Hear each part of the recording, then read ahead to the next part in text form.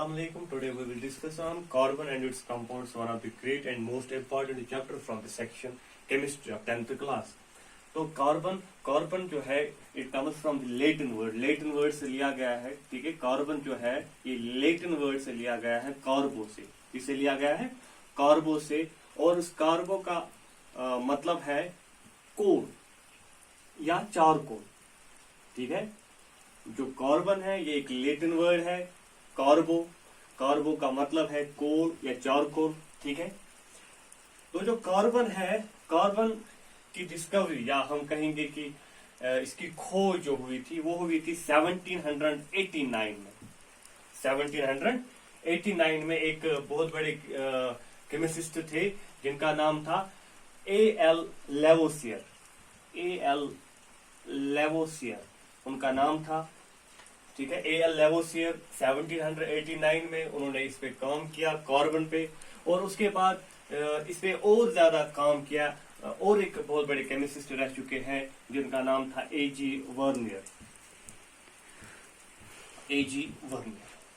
तो उन्होंने कार्बन और इसके कंपाउंड्स को हमें बताया कि किस तरीके से हम, क्योंकि कार्बन इसके साथ जरूर मतलब कंपाउंड साथ जरूर होंगे. तो कार्बन एंड इट्स कंपाउंड्स के बारे में 1789 में A.L. लेवोसियर और after that A.G. Vernier who described the carbon, what are its functions, what is electronic configuration, what is valence, what is covalent, everything, whatever it is related with the carbon. इन दो बंधु ने, इन दो greats जो chemist थे, हमें उसके बारे में जानकारी दी. तो बेटा जब हम कार्बन की बात कर लेते हैं तो कार्बन का सिंबल जो है वो क्या है, वो C है. और कार्बन का सिंबल C है. इसका एटॉमिक नंबर क्या है, इसका एटॉमिक नंबर इसका 6 है. ठीक है, तो जो एटॉमिक नंबर जो कार्बन है C, इसका एटॉमिक नंबर जो है वो 6 है. तो इलेक्ट्रॉनिक कॉन्फ़िगरेशन इसकी क्या होगी, electronic configuration of carbon will be 2,4. तो इलेक्ट्रॉनिक कॉन्फ़िगरेशन इसकी ये होगी 2,4, यानी दो शेल्स है.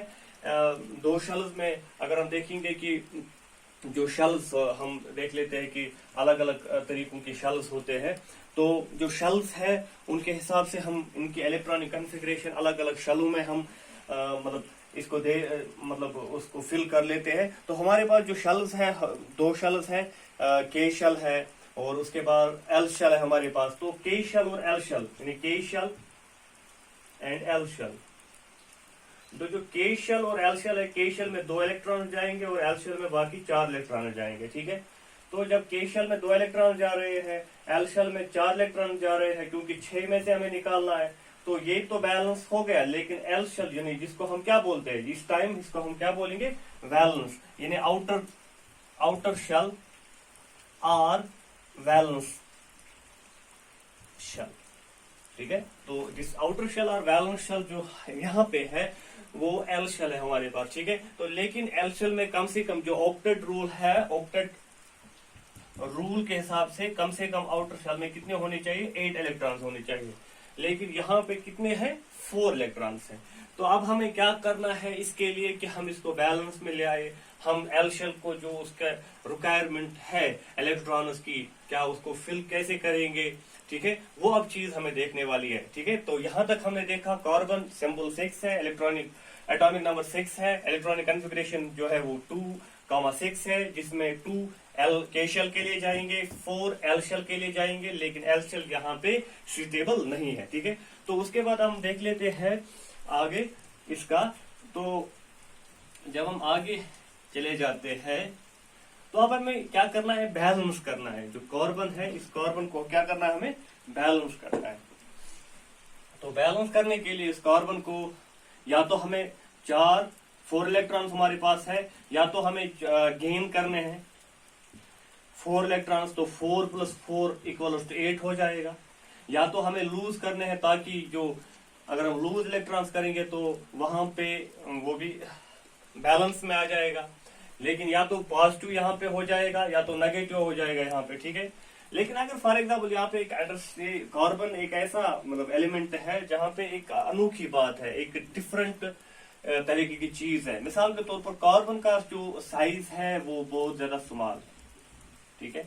अगर हम इसको चार इलेक्ट्रॉन्स देंगे, ठीक है, तो न्यूक्लियस है बीच में, इसके से एग्जांपल ऑलरेडी इसके 2 इलेक्ट्रॉन्स है। अगर हम जो इसके 4 इलेक्ट्रॉन्स फॉर एग्जांपल हमने दे दिए हैं, अगर हम इसको और इलेक्ट्रॉन्स देंगे, ठीक है, तो जो इनकी जो अट्रैक्शन होगी, ठीक है, वो बहुत ज्यादा होगी। इन बिटवीन जो हम देखेंगे कि अट्रैक्शन बहुत ज्यादा होगी, अट्रैक्शन जो होगी विल बी हायर। तो यहाँ हम फेल होते हैं कि अगर हम इसको प्रोवाइड करेंगे, देंगे 4 इलेक्ट्रॉन्स, तो ये स्टेबल नहीं होता है, ठीक है ना। इसी तरीके से अगर हम लूज, यानी फॉर एग्जांपल अगर हम कहेंगे कि नहीं भाई आपको हम नहीं दे पा रहे तो आप ही हमें दे दो, ठीक है, तो अगर हम लूज करेंगे वहां इलेक्ट्रॉन्स, लेकिन हमें पता है कि जो साइज है वो बहुत ज्यादा कम है, तो जो न्यूक्लियस है ये उनपे क्या जो फोर्स है, जो अट्रैक्शन है, वो उनको भी बाहर जाने नहीं देता है। जो इलेक्ट्रॉन्स है अंदर उनको भी बाहर जाने नहीं देता है, ना अंदर के जो अंदर वाले हैं उनको ना बाहर जाने देता है, ना बाहर वालों को अंदर आने देता है, क्योंकि वहां पे अट्रैक्शन बहुत ज्यादा है, साइज उनका बहुत ज्यादा कम है। तो उसके बाद हम देखते हैं कि फॉर एग्जांपल जिसको हम बोलते हैं कि उसके बाद एक नया चीज आया, ठीक है, कोवेलेंट बॉन्डिंग जो है, कोवेलेंट बॉन्ड आ गया। एक और चीज है यहाँ पे कोवेलेंट बॉन्ड्स। कोवेलेंट बॉन्ड क्या होता है? कोवेलेंट बॉन्ड सिंपली होता है mutually sharing of electrons, mutually sharing of electrons. तो इलेक्ट्रॉन्स जो म्यूचुअली शेयर कर लेते हैं, ठीक है। तो मिसाल के तौर पर अगर हमारे कार्बन के पास कितने हैं, 4 है आउटर शेल में, तो ये जो बाकी है उन जो बाकी एलिमेंट है, कोई और एलिमेंट है, उसके साथ अपने जो इलेक्ट्रॉन्स है वो शेयर कर लेता है। तो यहाँ पे जो जब शेयर कर लेता है तो यहाँ पे कोवेलेंट बॉन्ड बनते हैं, ठीक है। तो यहाँ पे देख लीजिए आप, जब 2 इलेक्ट्रॉन शेयर होते हैं तो डेफिनेटली कोवेलेंट बॉन्ड बनते हैं। तो यहाँ पे भी कोवेलेंट बॉन्ड्स बने, ठीक है, क्या बने? Covalent bonds. और इम्पोर्टेंट चीज, इसने फॉलो एक रूल किया, ऑक्टेट रूल भी उसने फॉलो किया, क्योंकि यहाँ पे 1 2 3 4 5 6 7 8 तो 8 इलेक्ट्रॉन्स है। तो ऑक्टेट जो है वो ऑक्टेट रूल भी उसने, जो थंब रूल है उसका, ऑब्जर्वेशनल रूल है ऑक्टेट का, वो उसने फॉलो किया। तो यहाँ पे हमें पता चलता है कि जो कोवेलेंट बॉन्ड है, तो इस तरीके से कार्बन इट इज मतलब something different from other elements, ठीक है।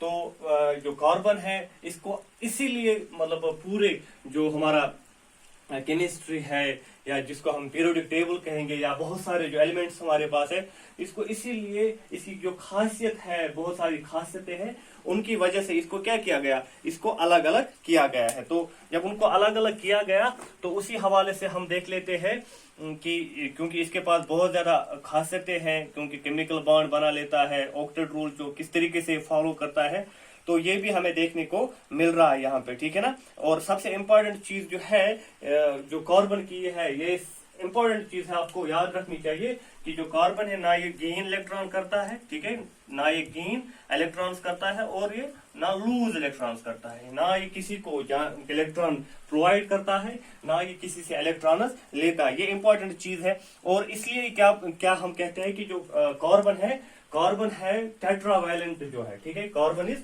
Tetravalent in nature. ये चीज याद रखनी है आपको, carbon is tetravalent in nature, ठीक है भाई।